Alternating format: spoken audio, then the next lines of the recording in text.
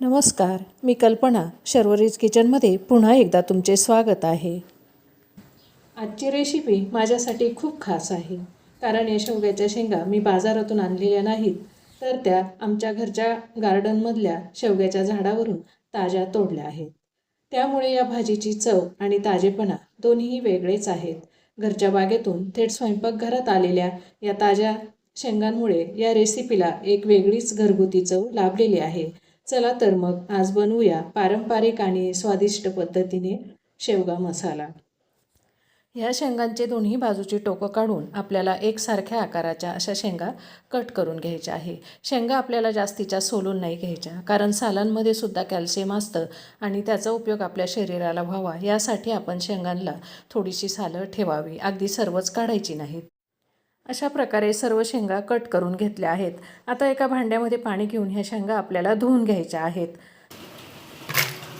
इथे एका ताटामध्ये मी मसाले काढून ठेवलेले आहेत आणि आता आपल्याला पुढील तयारी करायची आहे। कढईमध्ये थोडंसं तेल टाकलं, तेल तापलं की त्यामध्ये खोबरं टाकून हे खोबरं आपल्याला भाजून घ्यायचं आहे। खोबरं गोल्डन ब्राऊन कलर येईपर्यंत भाजायचं आहे। अशा प्रकारे खोबऱ्याला छान असा कलर आलेला आहे। आता त्यामध्ये आपण आलं, लसूण, कोथिंबीर हे सर्व टाकून व्यवस्थित असं मिक्स करून घ्यायचं आहे। आता यामध्ये थोडेसे शेंगदाणे टाकायचे आहे। भाजलेले शेंगदाणे आहे, परंतु ते थोडे गव्हाळी कलरचे आहे। आता ते व्यवस्थित आपल्याला असे गोल्डन कलर येईपर्यंत भाजून घ्यायचे आहे। अगदी मंद गॅसवर हे छान असे भाजून झाले। आता एका प्लेटमध्ये काढून ठेवूया, थंड होण्यासाठी बाजूला ठेवायचे। कढईमध्ये किसलेलं खोबरं टाकायचं आणि ते खोबरंसुद्धा आपल्याला थोडंसं भाजून घ्यायचं आहे। अगदी हलकं असं भाजायचं आहे। खोबरं भाजून झालं, पुन्हा आपण गॅसवरती कढई ठेवली आणि तिच्यामध्ये थोडंसं तेल टाकून घेतलेलं आहे। त्यामध्ये कढीपत्ता टाकला आणि आता ज्या शेंगा आपण कट करून घेतलेल्या होत्या त्या शेंगा आपल्याला ह्या फोडणीमध्ये टाकून घ्यायच्या आहे। शेंगांना जर अशी फोडणी करून त्या वाफवायला ठेवल्या तर छान अशी चव येते। त्यामुळे थोडंसं तेल टाकून कढीपत्ता टाकून ह्या शेंगा आपल्याला फोडणीत टाकायच्या आहेत। अशा प्रकारे सर्व शेंगा टाकून झाल्या, छान अशा मिक्स करून घेऊया। मिक्स करून झाल्या। आता यामध्ये आपल्याला चवीसाठी थोडीशी हळद पावडर आणि मीठ टाकायचं आहे। मीठ टाकल्यामुळे शेंगांना चव येते। पांचट आणि आळणी अशा ह्या शेंगा लागत नाही, यासाठी आपल्याला वाफवताना थोडंसं मीठ टाकून घ्यायचं आहे।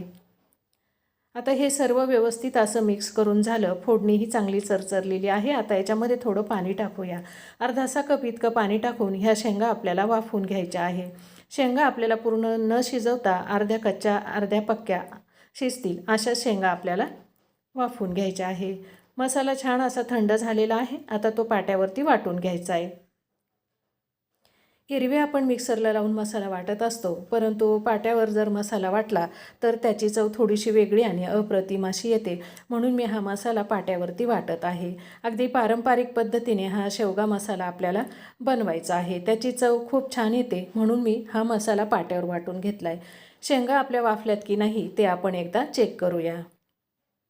शेंगांमध्ये पाणी आहे आणि अजून शेंगा भरपूरशा कच्च्या आहेत। पुन्हा एकदा मिक्स करून त्याच्यावरती झाकण ठेवून दिलं आणि मसाला वाटून घ्यायचा। अशा प्रकारे शेंगाही वाफून होतील आणि मसालाही आपला वाटून होईल।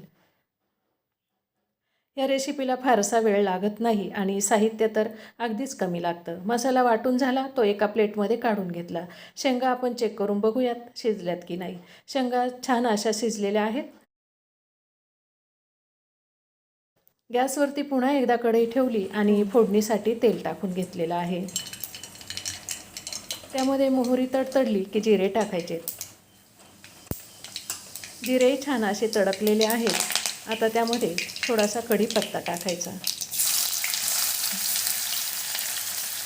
बारीक असा चिरलेला कांदा, तो कांदा टाकून हा कांदा आपल्याला परतवून घ्यायचा आहे। छान असा कांदा परतवला की भाजीला चव येते। कांदा परतण्यासाठी थोडंसं मीठ टाकायचं। मीठ टाकल्यामुळे काय होतं, कांदा लवकर परततो आणि छान असा गोल्डन कलर कांद्याला येतो। व्यवस्थित असा कांदा मिक्स करून घ्यायचा आणि वाफू द्यायचा। आता त्या कांद्यामध्ये बारीक चिरलेला टोमॅटो टाकून घ्यायचा आणि पुन्हा एकदा व्यवस्थित असं मिक्स करून घ्यायचं. अगदी 2-3 मिनिटं हे छान असं परतू द्यायचं, म्हणजे टॅमॅटो शिजला जाईल आणि कांदा आणि टॅमॅटो एकजीव होईल. आता यामध्ये आपल्याला मसाले टाकून घ्यायचे. सर्वप्रथम टाकणार आहोत आपण लाल तिखट,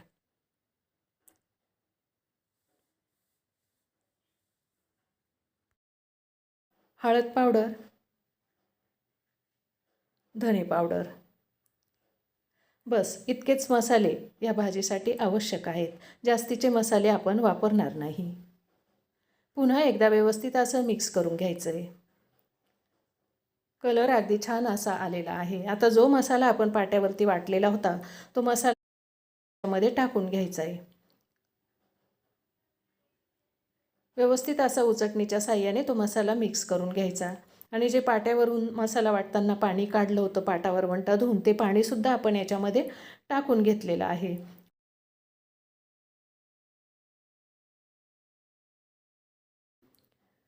छान असा एक जीव मसाला झालेला आहे.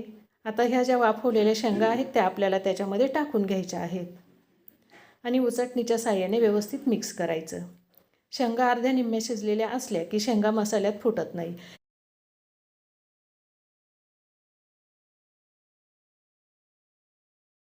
आता पुन्हा याच्यामध्ये चवीपुरतं मीठ टाकायचं आहे. एकूण आपण 3 वेळेला मीठ टाकलेलं आहे. याच्यासाठी मीठ आपण थोडं थोडं करून वापरावं किंवा टेस्ट बघून नंतरच तिसऱ्या वेळेचं मीठ टाकावं.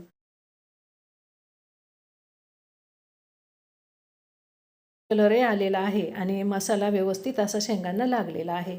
आता पुन्हा आपण 1-2 मिनिटं याला झाकून ठेवून वाफ देऊन घेऊया. छान अशी वाफ आली की भाजी आपली तयार होईल. 2-3 मिनिटं झाकून ठेवल्यानंतर पुन्हा झाकण काढून भाजी आपल्याला व्यवस्थित अशी मिक्स करून घ्यायची. अशा प्रकारे झटपट आणि कमी साहित्यात तयार होणारी ही रेसिपी आहे. व्हिडिओ जर आवडला असेल तर ह्या व्हिडिओला हाईप नक्की करा. यामध्ये आपल्याला भाजून ठेवलेलं खोबरं आणि कोथिंबीर टाकून घ्यायची आहे. अशा प्रकारे आपला पारंपरिक पद्धतीने शेवगा मसाला रेडी झालेला आहे. शर्वरीज किचनला जर सबस्क्राईब केलेलं नसेल तर सबस्क्राईब नक्की करा.